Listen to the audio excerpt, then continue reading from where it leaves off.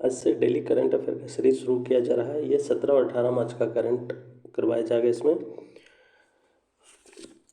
पहला टॉपिक है करंट का, रसायन और उर्वरक मंत्रालय ने फार्मास्यूटिकल्स उद्योग को मजबूत बनाना योजना के लिए संशोधित दिशा निर्देशों की घोषणा की है। एसपीआई योजना जो है भारत को फार्मा क्षेत्र में वैश्विक स्तर पर अग्रणी बनाने पर लक्षित है। ऐसे भी भारत का फार्मा क्षेत्र पूरे विश्व में बहुत अच्छा कर रहा है। इसके लिए यह योजना उत्पादकता, गुणवत्ता और संधारणीयता में सुधार के लिए मौजूदा फार्मा क्लस्टर्स को समर्थन प्रदान करने की आवश्यकता का समाधान करती है। एसपीआई योजना अवधि क्या है? वित्त वर्ष 2021-22 से वित्त वर्ष 2025-26 तक, यानी कि 5 वर्षों के लिए ये योजना है। इसका जो टाइम पीरियड है 5 वर्षों के लिए। एसपीआई योजना के मुख्य 3 घटक हैं। पहला जो है सामान्य सुविधाओं के लिए फार्मास्यूटिकल्स उद्योग को सहायता। दूसरा है संशोधित फार्मास्यूटिकल्स प्रौद्योगिकी उन्नयन सहायता योजना। और तीसरा है फार्मास्यूटिकल्स और चिकित्सा उपकरण संवर्धन एवं योजना, विकास एवं योजना। ये 3 मुख्य घटक है, इसको याद कर लीजिएगा। अब इसको थोड़ा सा डिटेल में दिया गया है। APICF जो है उसके बारे में। इसका उद्देश्य जो है सामान्यतः सुविधाएं निर्मित करके मौजूदा फार्मास्यूटिकल्स क्लस्टर की सतत समृद्धि के लिए उनकी क्षमता को बेहतर करना है। इसकी योजना अवधि है 5 वर्ष, ठीक है, 2021-22 से 2025-26 तक। प्रोत्साहन राशि की सीमा जो है अनुमोदित परियोजना लागत का 70% या 20 करोड़ रुपये, जो भी कम हो वो होगी। पात्र गतिविधियां अनुसंधान एवं विकास प्रयोगशाला, फार्मा उत्पादों के लिए परीक्षण प्रयोगशाला, अपशिष्ट जल उपचार संयंत्र, लॉजिस्टिक के केंद्र तथा प्रशिक्षण केंद्र। इसका निगरानी कौन करेगा? औषधि विभाग द्वारा नियुक्त परियोजना प्रबंधन सलाहकार एजेंसी जो है इसकी निगरानी करेगा। अब इससे लाभ क्या क्या होंगे? इससे जो लाभ है गुणवत्ता मानकों और पर्यावरण विनियामक अनुपालन में सुधार होगा। विनिर्मित फार्मा उत्पादों की बर्बादी में कमी होगी। फार्मा समूहों के लिए प्रशिक्षित कर्मियों की उपलब्धता में वृद्धि होगी। ये इसके लाभ है। अब नेक्स्ट जो है वो है आपको पीएमपीडीएस, ठीक है। पीएमपीडीएस इसका जो है उद्देश्य अध्ययन, जागरूकता, फार्माक्रम आदि आयोजित करके फार्मास्यूटिकल्स और चिकित्सा उपकरण क्षेत्रों की समृद्धि एवं विकास को सुगम बनाना है। इसकी भी योजना अवधि है 5 वर्ष, सेम जो यहाँ पे था। नेक्स्ट है इसकी पात्र गतिविधियाँ क्या है? फार्मास्यूटिकल्स और चिकित्सा उपकरण प्रक्षेत्रकों या क्षेत्रकों का डेटाबेस निर्माण आदि इसकी गतिविधियाँ होगी। निगरानी जो है पीएमसी एजेंसी इसकी निगरानी करेगी।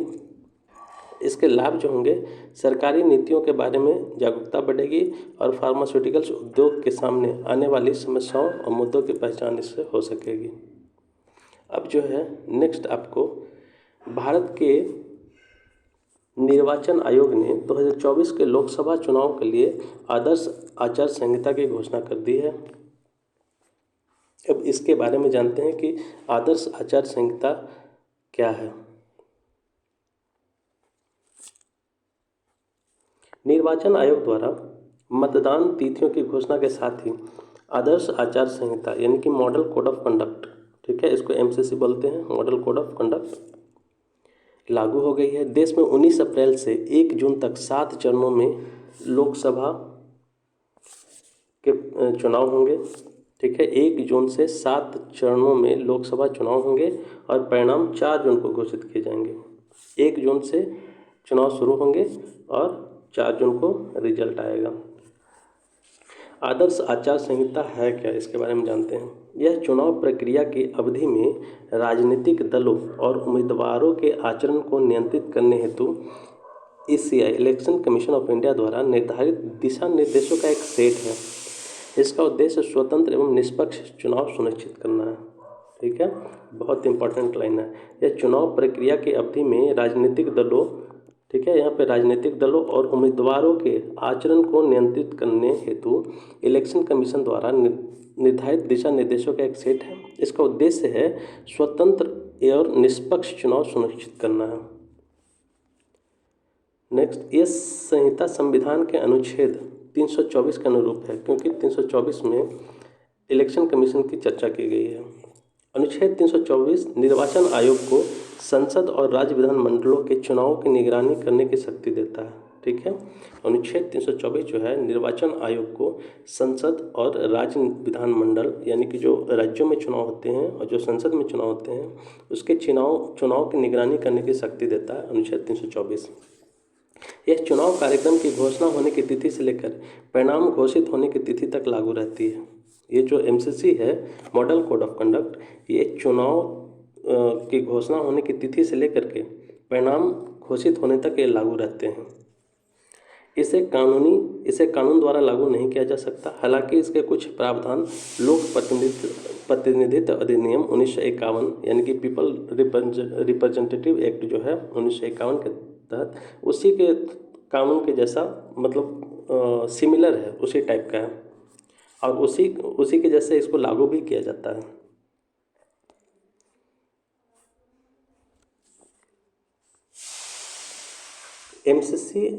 MCC लागू होने के बाद प्रतिबंधित गतिविधियां, यानी कि अगर MCC अगर लागू हो गया, जैसे कि आचार संहिता लागू हो गया, तो क्या क्या नहीं किया जा सकता है इस दौरान। उम्मीदवार वित्तीय अनुदान की घोषणा नहीं कर सकते।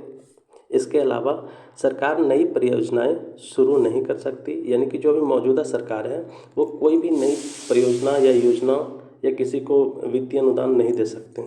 आचार संहिता विकास जैसे सड़क से जुड़े प्राधिकरणों की ओर से कोई दावा नहीं किया जा सकता, यानी कि उस समय जो भी सरकार से रिलेटेड है अवसंरचना विकास से, जैसे जो भी सड़क हो या और भी कोई डेवलपमेंट कार्य हो, वो कोई भी वादा नहीं किया जा सकता।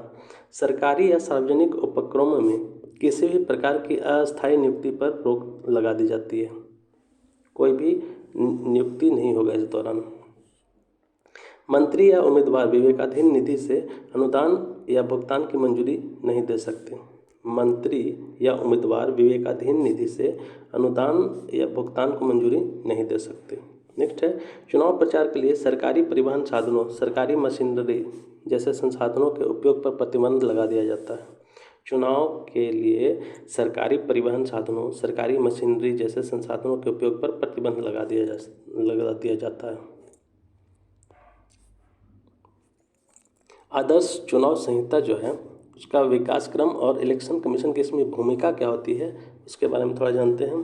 पहली बार 1960 में केरल राज्य के विधानसभा चुनाव में MCC लागू की गई थी।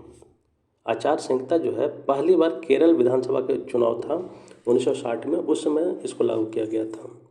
1974 में इलेक्शन कमीशन ने मुख्य निर्वाचन अधिकारी को एक जिला स्तरीय स्थायी समिति गठित करने का निर्देश दिया था। इसके तहत जिला कलेक्टर को MCC के उल्लंघन की निगरानी करनी थी। 1969 में 1979 में इलेक्शन कमीशन ने सत्तारूढ़ दल की गतिविधियों को विनियमित करने और अनुचित लाभ प्राप्त करने से रोकने के लिए एक नया उपबंध शामिल किया था। 1979 में इलेक्शन कमीशन ने सत्तारूढ़ दल की गतिविधियों को विनियमित करने और अनुचित लाभ प्राप्त करने से रोकने के लिए एक नया उपबंध इसमें शामिल किया था MCC में। 2013 में एस सुब्रमण्यम बालाजी बनाम तमिलनाडु राज्य मामले में सुप्रीम कोर्ट ने इलेक्शन कमीशन ऑफ इंडिया से चुनावी घोषणा पत्र से जुड़े दिशा निर्देश जारी करने का आदेश दिया था 2013 में। इस निर्णय के बाद आयोग ने इसे MCC में शामिल किया था। ये बहुत इंपॉर्टेंट है, जैसे कि मेंस का क्वेश्चन लिखिएगा तो अगर मेंस के क्वेश्चन में MCC से रिलेटेड क्वेश्चन आ गया तो इसमें ये जो वर्डिक्ट आया है इस वर्डिक्ट को आपको शामिल कीजिएगा तो आपका जो आंसर है वो ज़्यादा इम्प्रूव होगा और मतलब ज़्यादा इफेक्टिव होगा, इससे मार्क्स बढ़ने की संभावना ज़्यादा होती है। नेक्स्ट है, केंद्रीय पर्यावरण वन और जलवायु परिवर्तन मंत्रालय ने बंदी हाथी नियम 2024 अधिसूचित किए हैं। केंद्रीय पर्यावरण वन और जलवायु परिवर्तन मंत्रालय, इसमें क्या है कि केंद्रीय पर्यावरण वन और जलवायु परिवर्तन मंत्रालय ने वन्यजीव संरक्षण अधिनियम 1972 के तहत दी गई शक्तियों का प्रयोग करते हुए इन नियमों को अधिसूचित किया है। नियम में क्या क्या है, एक नज़र डालते हैं। बंदी हाथियों, यानी कि जो हाथी मतलब किसी के अंडर में रहते हैं, जिसको कैप्चर कर लिया जाता है, उसके स्थानांतरण के लिए आवेदन हाथी के पंजीकरण वाले अधिकार क्षेत्र के उप वन संरक्षक, ठीक है, जो DCF को करना होगा, जो DCF होते हैं उप वन संरक्षक, उसको करना होगा। आवेदन प्राप्त होने पर DCF निम्नलिखित कार्य करेगा। अगर DCF को आवेदन प्राप्त होता है उसके स्थानांतरण के लिए, जो बंदी हाथी होते हैं उसके स्थानांतरण के लिए, तो वो कौन कौन से काम करेंगे? वो है, एक पशु चिकित्सक से प्रमाण पत्र प्राप्त करेगा उन जगहों जहां वर्तमान में हाथी को रखा गया है और जहां उस हाथी को आगे रखे जाने का प्रस्ताव है कि जांच वह वहां जाकर सत्यापन करेगा। ये कौन करेगा? DCF करेगा, यानी कि उप वन संरक्षक। नेक्स्ट है, 15 दिनों के भीतर मुख्य वन जीव वार्डन को आवेदन रिपोर्ट भेजेगा। ये कितने दिनों के भीतर भेजेगा? 15 दिनों के भीतर ही इसको भेजना होगा। राज्य के भीतर हाथियों का स्थानांतरण रिपोर्ट की जांच के बाद मुख्य वन्यजीव वार्डन 7 दिनों के भीतर बंदी हाथियों के स्थानांतरण की अनुमति देगा या आवेदन मंजूर कर देगा। ये कितना दिन के भीतर करेगा? 7 दिनों के भीतर, और ये करेगा 15 दिनों के भीतर। राज्यों के बाहर हाथियों का स्थानांतरण अगर करना हो तो जिस राज्य में हाथी को बंदी अवस्था में रखा गया है उस राज्य का मुख्य वन्यजीव वार्डन 15 दिनों के भीतर बंदी हाथी प्राप्त करने वाले राज्य के मुख्य वन्यजीव वार्डन को आवेदन भेज देगा। अगर एक राज्य से दूसरे राज्य में करना है तो 15 दिनों के भीतर बंदी हाथी प्राप्त करने वाले राज्य को मुख्य वन्यजीव वार्डन को आवेदन भेज देगा। ये 15 दिनों के भीतर इसको करना होगा, और राज्य के भीतर ही स्थानांतरित करना है तो उसको 7 दिनों के अंदर करना होगा। स्थानांतरण के कुछ नियम और शर्तें दिए गए हैं। स्थानांतरण की अनुमति तभी दी जाएगी जब हाथी का मालिक इसका रख रखाव करने में असमर्थ हो। ठीक है, स्थानांतरण की अनुमति तभी दी जाएगी जब हाथी का मालिक इसका रख रखाव करने में असमर्थ हो, क्योंकि आज के टाइम में इसको हाथी को खिलाना पिलाना बहुत टफ काम है। इसलिए अब क्या है कि जो असमर्थ है उन्हीं से यह हाथी लिया जाएगा। जब तक हाथी के आनुवंशिक प्रोफाइल इलेक्ट्रॉनिक निगरानी एप्लीकेशन में दर्ज नहीं की जाती तब तक स्थानांतरण की अनुमति नहीं दी जाएगी। यानी कि जो मिनिस्ट्री है वो इलेक्ट्रॉनिक निगरानी एप्लीकेशन में अगर इसका दर्ज नहीं करेगा, जो बंदी हाथी है उसको अगर दर्ज नहीं की जाती है तब तक उसको स्थानांतरण की अनुमति नहीं दी जाएगी। अब इसकी वैधता जो है, हाथी के स्थानांतरण की अनुमति मिलने की तारीख से 3 महीने के भीतर स्थानांतरण करना होगा। अगर अनुमति मिल जाती है तो 3 महीने के भीतर जो है उसको स्थानांतरण करना होगा। ट्रांसपोर्ट परमिट की वैधता अधिकतम 1 माह की होगी। जो ट्रांसपोर्ट परमिट की वैधता होगी वो अधिकतम 1 माह की होगी, इससे ज़्यादा की वैधता, इससे ज़्यादा नहीं दिया जाएगा उसको। नेक्स्ट है भारतीय हाथी। उसके बारे में, जो भारतीय हाथी है उसके बारे में कुछ इम्पॉर्टेंट फैक्ट्स हैं, वो चेक कर लेते हैं। यह एशियाई हाथी की उपप्रजाति है। भारतीय हाथी जो है एशियाई हाथी की उपप्रजाति है। यह भारतीय उपमहाद्वीप की मूल यानी कि नेटिव प्रजाति है। ये इसके पर्यावास जो है शुष्क कांटेदार वन है, आर्द्र और शुष्क पर्णपाती वन, उष्णकटिबंधीय सदाबहार वन और अर्ध सदाबहार वन है। इसमें ये सभी जिस क्षेत्र में ये वन आते हैं वहाँ पे ये हाथी पाए जाते हैं। नेक्स्ट है हाथी गणना 2017 के अनुसार कर्नाटक में हाथियों की संख्या सबसे अधिक है। सबसे अधिक हाथी कहाँ है? कर्नाटक में। इसके बाद असम का स्थान आता है। अभी हाथी महोत्सव मनाया गया है असम में, वो किस वन्यजीव अभयारण्य में मनाया गया था, इसको आप कमेंट करके बताइएगा। अब इसकी विशेषताएं क्या क्या है? हाथी के झुंड का नेतृत्व उस झुंड की सबसे उम्रदराज हथनी करती है।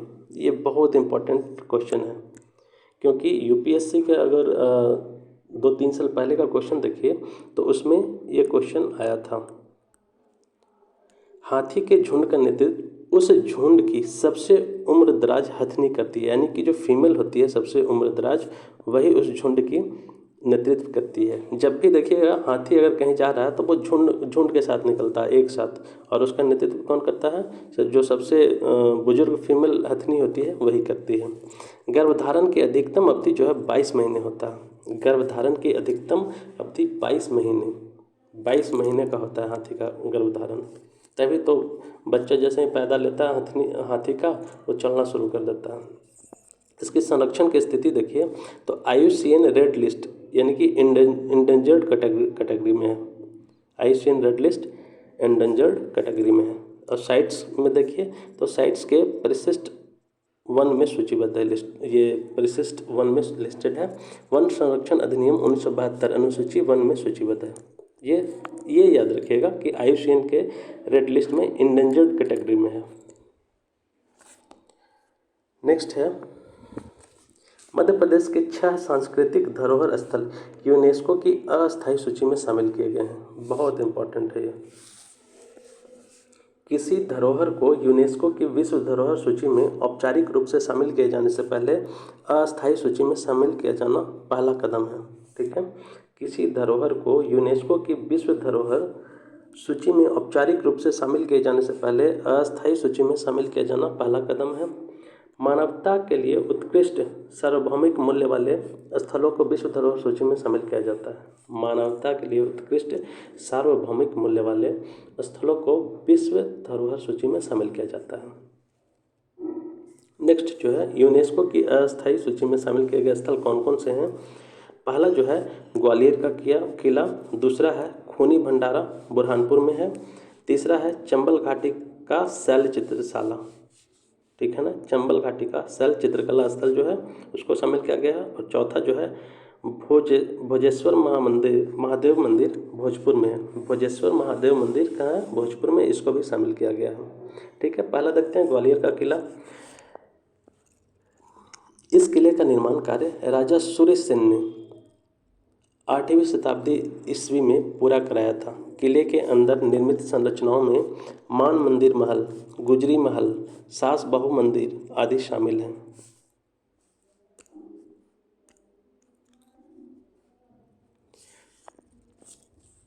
क्या है, इस किले का निर्माण कार्य राजा सूर्य सेन ने, किसने, राजा सूर्य सेन ने ग्वालियर किले का निर्माण कराया था। राजा सूर्य सेन ने 8वीं शताब्दी में पूरा कराया था। इस किले के अंदर जो है निर्मित संरचनाओं में बहुत इंपॉर्टेंट है ये मान मंदिर महल, गुजरी महल, सास बहू मंदिर, ये शामिल है किसमें, ग्वालियर के किला में। और सभी को मध्य प्रदेश के मतलब यूनेस्को के अस्थायी सूची में शामिल किया गया है। नेक्स्ट है खूनी भंडारा बुरहानपुर में। खूनी भंडारा यह भूमिगत जल प्रबंधन प्रणाली है। इसका निर्माण जहांगीर के शासनकाल में अब्दुल रहीम खान खाना ने कराया था। अब्दुल रहीम खान खाना ने कराया था। यह फारसी कनात प्रणाली पर आधारित है। फारसी कनात प्रणाली पर आधारित है। कौन सा, खूनी भंडारा बुरहानपुर। नेक्स्ट है चंबल घाटी का शैल चित्रकला स्थल।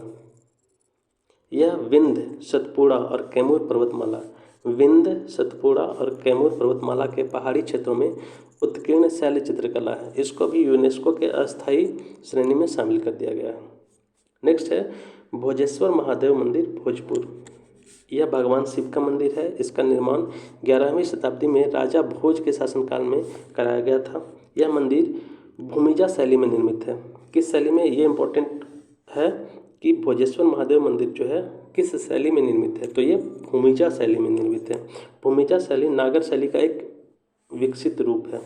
इस शैली का विकास परमार वंश के दौरान हुआ था। ये किस शैली का एक विकसित रूप है, नागर शैली। वैसे मंदिर स्थापत्य में देखें तो 3 शैलियों का मुख्य चर्चा की गई है। वैसे तो शैली बहुत सारे हैं, लेकिन जो 3 इम्पोर्टेंट है वो हैं नागर शैली, द्रविड़ शैली और बेसर शैली। 3 शैलियों का निर्माण मतलब इम्पोर्टेंट है। नेक्स्ट है रामनगर के गोंड स्मारक मंडला। रामनगर के गोंड स्मारक मंडला, इन स्मारकों का निर्माण गोंड शासकों ने कराया था। यहाँ निर्मित स्मारकों में मोती महल, राय भगत की कोठी, बेगम महल आदि शामिल हैं। इन स्मारकों का निर्माण गोंड शासकों ने कराया था। यहाँ निर्मित स्मारकों में मोती महल, राय भगत की कोठी, बेगम महल आदि शामिल हैं। इसको भी रामनगर के गोंड स्मारक को भी यूनेस्को के अस्थायी सूची में शामिल किया गया है। लास्ट जो है धामनार का ऐतिहासिक स्थापत्य कला समूह। धामनार का ऐतिहासिक स्थापत्य कला समूह एक रॉक कट स्थल है। यहाँ 51 एकाश्म बौद्ध गुफाएं और हिंदू मंदिर परिसर, धर्म राजेश्वर मंदिर शामिल हैं।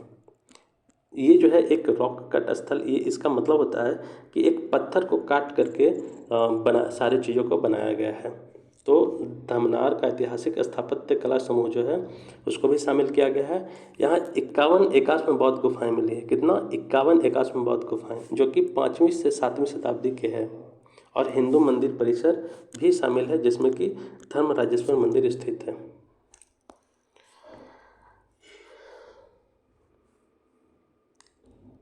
अब जो नेक्स्ट है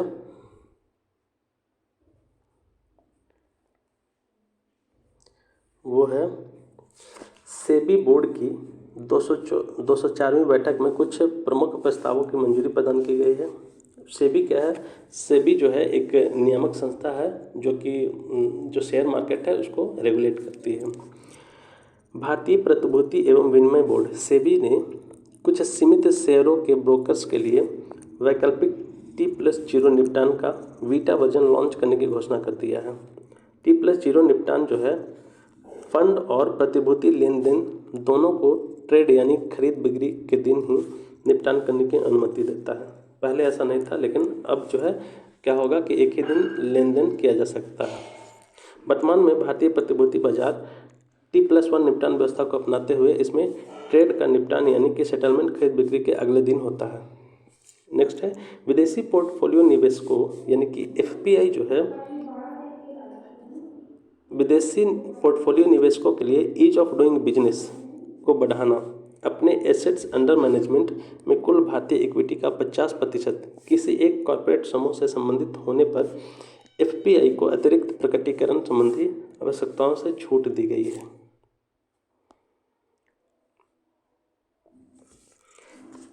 AUM एक फंड हाउस द्वारा प्रबंधित सभी निवेशकों के बाजार मूल्य का योग है। FPI जो है FPI को अपने प्रबंधन या फंड के बारे में किसी प्रकार के परिवर्तन की जानकारी देने की समय सीमा में ढील दी गई है। FPI पंजीकरण जो पंजीकरण शुल्क का भुगतान न करने के कारण समाप्त हो जाता है उसे 30 दिनों के भीतर पुनः सक्रिय करने की अनुमति दी जाएगी। FPI पंजीकरण जो पंजीकरण शुल्क का भुगतान न करने के कारण समाप्त हो जाता है उसे 30 दिनों के भीतर पुनः सक्रिय करने की अनुमति दी जाएगी। नेक्स्ट है इनिशियल पब्लिक ऑफरिंग IPO। किसी भी कंपनी को अगर जो लिस्ट होता है शेयर मार्केट में तो उसको IPO कहते हैं, इनिशियल पब्लिक ऑफरिंग। IPO लाने वाली कंपनियों हेतु ईज ऑफ डूइंग बिजनेस को सुगम बनाया गया है। IPO कंपनी को सार्वजनिक रूप से सूचीबद्ध करने की प्रक्रिया होती है। ये इक्विटी शेयरों के पब्लिक राइट्स इशू में 1% सिक्योरिटी राशि जमा करने की आवश्यकता को समाप्त किया गया है। इक्विटी शेयरों के पब्लिक राइट्स इशू में 1% की जो सिक्योरिटी पहले लिया जाता था अब उसको समाप्त कर दिया गया। ऑफर फॉर सेल के आकार में वृद्धि या कमी के लिए नई फाइलिंग की आवश्यकता होती है। यह वृद्धि या कमी केवल एक मानदंड पर आधारित होगी, या तो रुपये में OFS के साइज इशू को कम किया जा सकता है या बढ़ाया जा सकता है, या प्रतिभूतियों की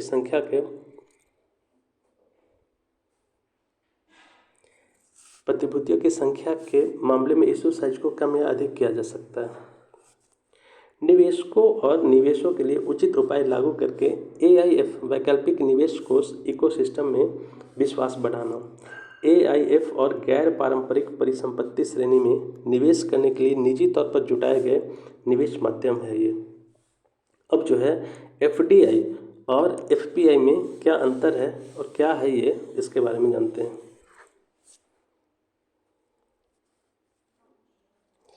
FDI भारत के बाहर निवासी व्यक्ति द्वारा किसी असूचीबद्ध भारतीय कंपनी में या किसी सूचीबद्ध भारतीय कंपनी में पेड अप इक्विटी पूंजी के 10% या उससे अधिक में किया गया निवेश है, जिसको हम FDI कहते हैं, फॉरेन डायरेक्ट इन्वेस्टमेंट। FPI जो है भारत के बाहर के निवासी व्यक्ति द्वारा इक्विटी साधनों, शेयर, डिवेंचर आदि में किया गया निवेश है, जिसको हम FPI कहते हैं। यह निवेश किसी सूचीबद्ध भारतीय कंपनी की पेड अप इक्विटी पूंजी के 10% से कम होती है, और ये जो है 10% या उससे अधिक होगा। मिनिमम 10% होना चाहिए FDI, उससे अधिक हो सकता है, 10% से कम FDI नहीं होगा। और जो 10% से कम होता है उसको FPI कहते हैं। ये होते हैं शेयर, डिवेंचर आदि में इन्वेस्टमेंट होता है।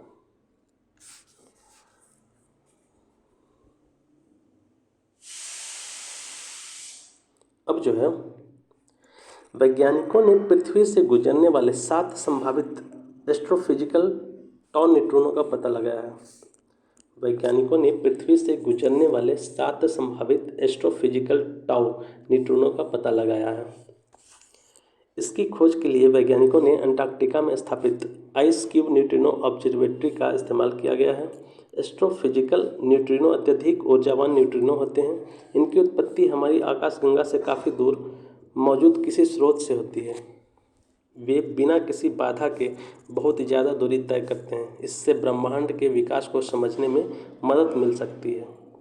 न्यूट्रिनो सब एटॉमिक पार्टिकल्स होते हैं। इसमें विद्युत आवेश नहीं होता है और इनका द्रव्यमान अत्यंत कम या शून्य भी हो सकता है।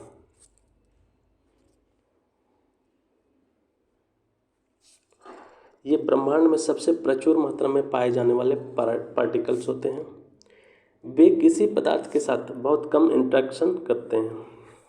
न्यूट्रिनो पार्टिकल प्रकाश की गति से कुछ कम गति से यात्रा करते हैं। प्रकाश का स्पीड कितना है? लगभग 3 लाख किलोमीटर पर सेकेंड। ये जो है कुछ कम प्रकाश की जो गति है उससे कुछ कम गति से यात्रा करते हैं। इनका पता लगाना काफ़ी कठिन होता है, इसलिए इन्हें घोस्ट पार्टिकल भी कहते हैं। क्या कहा जाता है? Ghost particle. न्यूट्रिनो पार्टिकल को जो है घोस्ट पार्टिकल कहा जाता है। इनकी उत्पत्ति कई प्राकृतिक प्रक्रियाओं से होती है, जिनमें निम्नलिखित शामिल है। सूर्य में नाभिकीय अभिक्रिया से, पृथ्वी के कण क्षय से, पार्टिकल एक्सेलरेटर से, नाभिकीय विद्युत संयंत्र के माध्यम से। न्यूट्रिनो के 3 अलग अलग रूप हैं, वो है इलेक्ट्रॉन, म्यूऑन और टाउ। न्यूट्रिनो के कितने रूप हैं? 3 हैं, इलेक्ट्रॉन, म्यूऑन और tau.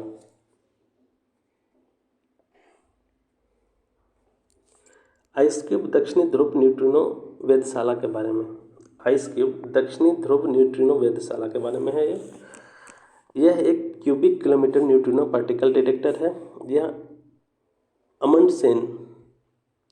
अमंडसेन Scott south pole station के पास अवस्थित है। दक्षिणी ध्रुव न्यूट्रिनो वेधशाला। आइस क्यूब अब तक का बनाया गया पहला गीगाटन न्यूट्रिनो डिटेक्टर है। आइस क्यूब जो है अब तक का बनाया गया पहला गीगाटन न्यूट्रिनो डिटेक्टर है। इसमें मुख्य रूप से सबसे प्रबल एस्ट्रोफिजिकल स्रोत से न्यूट्रिनो का पर्यवेक्षण करने के डिजाइन किया गया है। यह न्यूट्रिनो का पता लगाने के लिए डिजिटल ऑप्टिकल मॉड्यूल के स्ट्रिंग्स का इस्तेमाल करती है। यह न्यूट्रिनो का पता लगाने के लिए डिजिटल ऑप्टिकल मॉड्यूल्स के स्ट्रिंग्स का इस्तेमाल करती है। 2013 में आइस क्यूब ने कॉस्मिक एक्सेलरेटर से उत्पन्न होने वाले अत्यधिक ऊर्जावान एस्ट्रोफिजिकल न्यूट्रिनो का पहला साक्ष्य पेश किया था। भारत स्थित न्यूट्रिनो वेधशाला प्रोजेक्ट का उद्देश्य न्यूट्रिनो का अध्ययन करने के लिए भूमिगत प्रयोगशाला निर्माण करना है। इसका वित्त पोषण परमाणु ऊर्जा विभाग और विज्ञान एवं प्रौद्योगिकी विभाग द्वारा संयुक्त रूप से किया जा रहा है। इसकी अवस्थिति जो है यह तमिलनाडु के थेनी जिले की बोदी पश्चिम पहाड़ियों में बसे पोट्टीपुरम में निर्माणाधीन है। जो भारत में न्यूट्रिनो वेधशाला की स्थापना की जा रही है वो तमिलनाडु के थेनी जिले की बोदी पश्चिम पहाड़ियों में पोट्टीपुरम में निर्माणाधीन है। अब जो है नेक्स्ट है कुछ अन्य जो न्यूज है उसके बारे में जानते हैं। रिजर्व बैंक एकीकृत लोकपाल योजना, ठीक है, रिजर्व बैंक एकीकृत लोकपाल योजना जो आया है उसके बारे में। रिजर्व बैंक एकीकृत लोकपाल योजना में वित्त वर्ष 2022 की तुलना में वित्त वर्ष 2023 में की गई शिकायतों में 68.2% की उल्लेखनीय वृद्धि दर्ज की गई है। कितना? 68.2% की। आरबीआई आईओएस को 2021 में 3 लोकपाल योजनाओं को एकीकृत करके लॉन्च किया गया था। ये योजनाएं थी बैंकिंग लोकपाल योजना 2006, एनबीएफसीज के लिए लोकपाल योजना 2018 और डिजिटल लेन देन के लिए लोकपाल योजना 2019। तीनों को क्या है मर्ज कर दिया गया था। यह एक राष्ट्र एक लोकपाल के सिद्धांत पर आधारित है। एक राष्ट्र एक लोकपाल के सिद्धांत पर आधारित है रिजर्व बैंक एकीकृत लोकपाल योजना।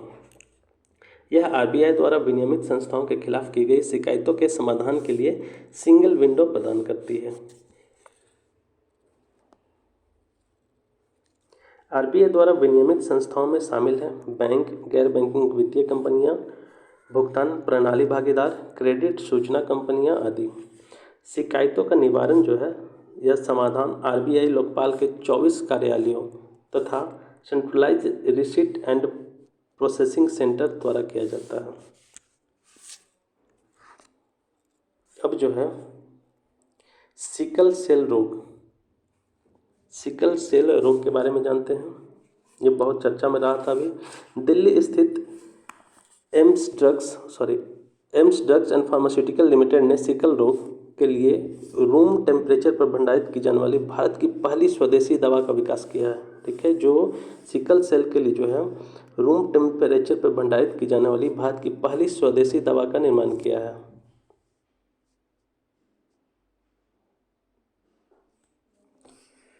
नेक्स्ट है एससीडी लाल रक्त कोशिकाओं या हीमोग्लोबिन से संबंधित बीमारियों का एक समूह है। यह वंशानुगत बीमारी है।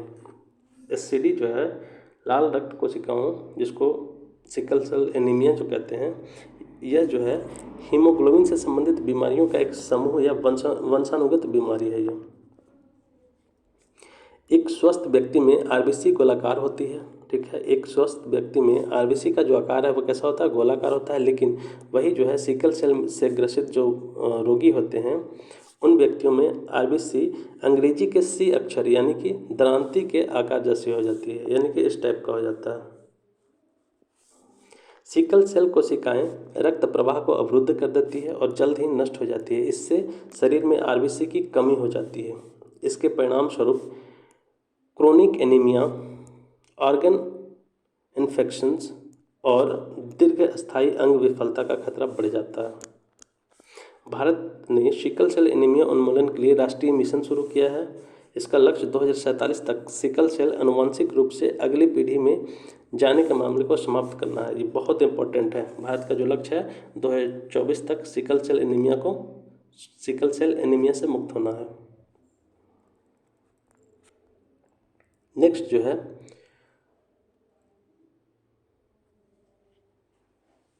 बायोमाइनिंग। बायोमाइनिंग क्या है? दिल्ली की बायोमाइनिंग परियोजना के तहत राजधानी में स्थित लैंडफिल साइट्स को 2024 तक हटाने का लक्ष्य रखा गया है। हालिया रिपोर्ट के अनुसार परियोजना के तहत लक्ष्य पूरा होता नहीं दिखाई दे रहा है। ये जो है लैंडफिल साइट दिल्ली में कभी आप जाइएगा तो वहाँ पे बड़े बड़े पहाड़ के आकार का वहाँ पे कचरा जमा है। बायोमाइनिंग के बारे में कुछ जानते हैं। केंद्रीय प्रदूषण नियंत्रण बोर्ड के अनुसार काफ़ी वर्षों से जमा नगरपालिका ठोस अपशिष्ट या लेगेसी अपशिष्ट के उत्खनन, उपचार, पृथक्करण और इसके लाभकारी उपयोग की वैज्ञानिक प्रक्रिया को बायोमाइनिंग कहा जाता है।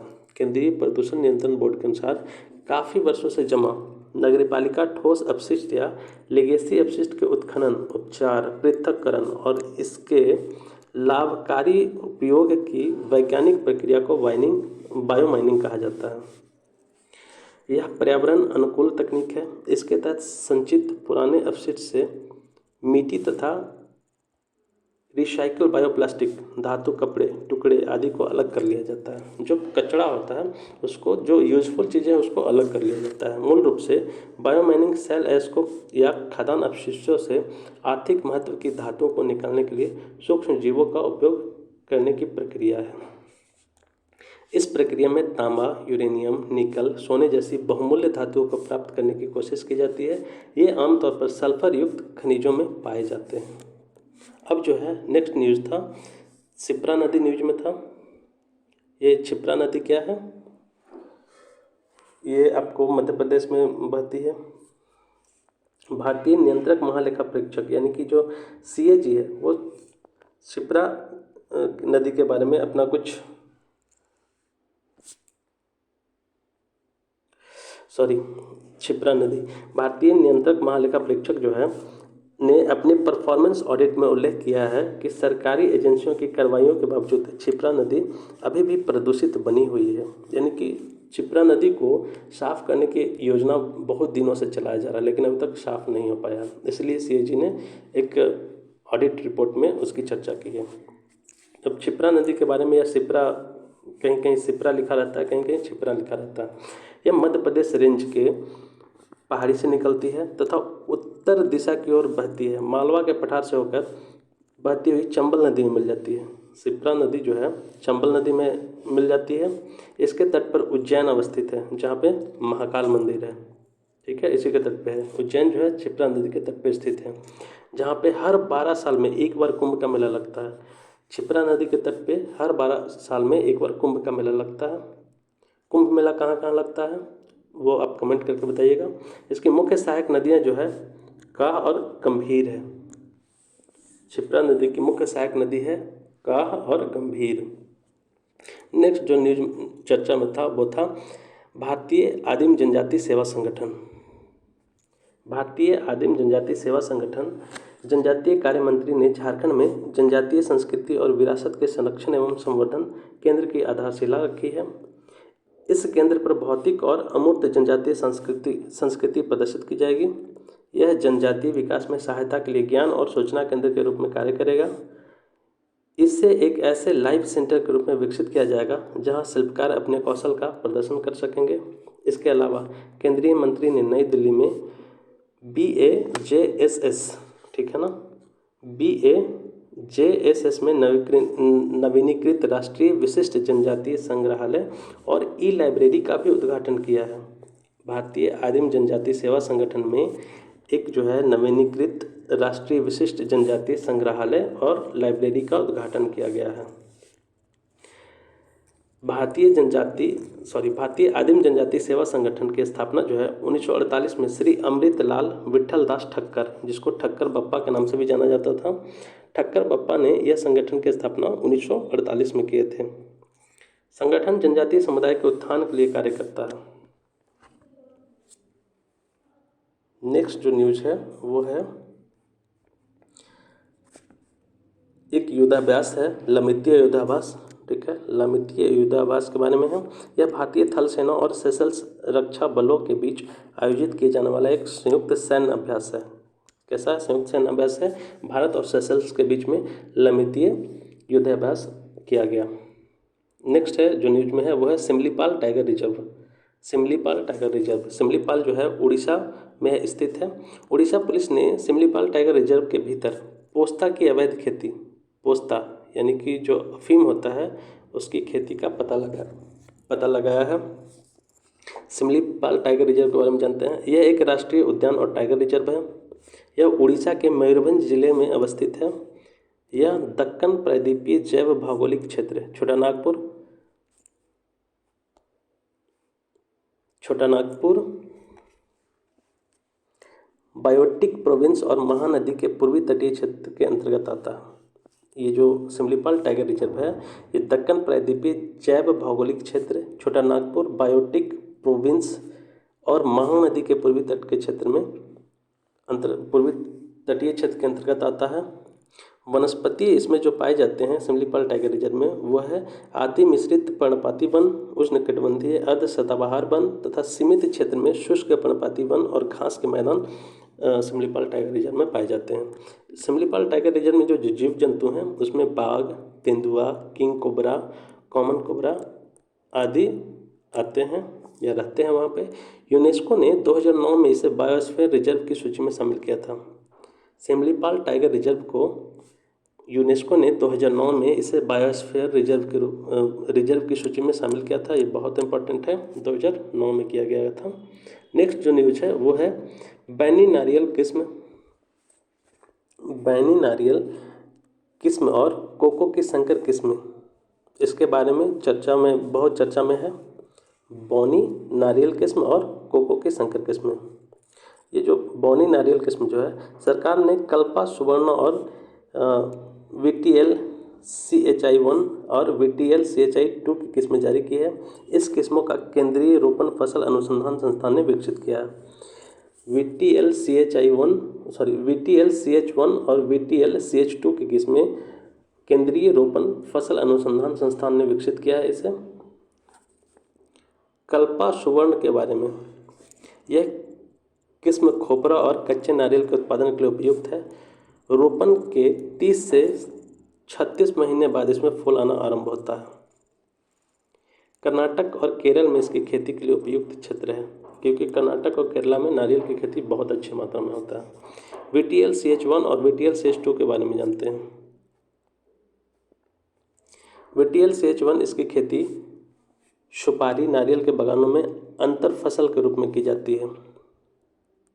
कर्नाटक, केरल, तमिलनाडु और आंध्र प्रदेश इसकी खेती के लिए उपयुक्त क्षेत्र हैं। VTL-CH2 यह किस्म जो है ब्लैक पोड रोट सहिष्णु है। यह गुण उच्च वर्षा वाले क्षेत्रों में अधिक देखा जाता है। कर्नाटक और केरल इसके लिए उपयुक्त क्षेत्र हैं VTL-CH2 के। नेक्स्ट जो है ये चर्चा में था अभी सोमालिया बहुत चर्चा में था। सोमालिया की राजधानी जो है मोगादिशु है। सोमालिया की राजधानी कहाँ है? मोगादिशु। भारतीय नौसेना ने सोमालिया के समुद्री लुटेरों द्वारा हाईजैक किए हुए जहाज MV रूएन का उपयोग करके अन्य जहाज़ों को हाईजैक करने के प्रयास को विफल कर दिया है। भारत के एक जहाज़ था जिसको हाईजैक किया गया था, उसका नाम था MV रूएन। उसी को उपयोग करके अन्य जहाज़ों को हाईजैक करने के प्रयास को विफल कर दिया है भारतीय सैनिकों ने। अब सोमालिया की जो है भौगोलिक स्थिति देखते हैं। यह अफ्रीका महाद्वीप की मुख्य भूमि के सबसे पूर्व में स्थित है। कहाँ है? सबसे पूर्व में। जो हॉर्न ऑफ अफ्रीका वाला पार्ट आता है उसी में सोमालिया स्थित है। यह देश हॉर्न ऑफ अफ्रीका का प्रायद्वीपीय हिस्सा है। इसकी सीमाएं पश्चिम में केन्या और इथियोपिया, उत्तर में जिबूती से लगती है। पश्चिम में कौन है? केन्या और इथियोपिया, और उत्तर पश्चिम में जिबूती से लगता है। ये रहा जिबूती, छोटा सा एकदम देश है। जलीय सीमाएं जो है उत्तर में अदन की खाड़ी और पूर्व में हिंद महासागर से लगती है। इसकी भौगोलिक विशेषताएं जो है सबसे ऊंची चोटी माउंट सिम्ब्रिश, जिसको माउंट ट्रूजन कैट भी कहते हैं। इसकी प्रमुख नदियां जो है सोमालिया की वो है जुबा और सबेले। जुबा और सबेले वहाँ की प्रमुख नदी है।